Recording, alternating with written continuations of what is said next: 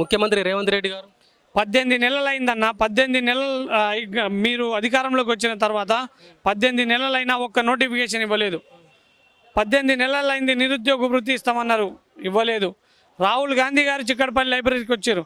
ప్రియాంక గాంధీ గారు youth declaration ఇచ్చారు. Youth డిక్లరేషన్లో ఉన్నటువంటి విషయాలు చిక్కడపల్లి లైబ్రరీకి ఇచ్చి ఛాయ్ తాగి వెళ్ళినటువంటి రాహుల్ గాంధీ గారు ఏ ఒక్క చిన్న సమస్య వచ్చినా మాట్లాడుతా అన్నటువంటి మీరు ఈరోజు ఎక్కడ దాక్కున్నారు? ఈ యొక్క తెలంగాణ నీళ్లు నిధులు నియామకాలు అనేటువంటి ట్యాగ్లైన్తో ఏర్పడింది కదా. నీళ్లు చంద్రబాబు నాయుడుకి ఇస్తా ఉన్నాడు ఈ రేవంత్ రెడ్డి గారు. నిధులు ఈ యొక్క రాహుల్ గాంధీ అంటే గాంధీ ఫ్యామిలీకి ఇస్తా ఉన్నాడు. అదే నియామకాలు ఉన్నటువంటి వారి తొత్తులకు ఇచ్చుకుంటా ఉన్నాడు. దీన్ని మేము చాలా తీవ్రంగా ఖండిస్తూ ఉన్నాం.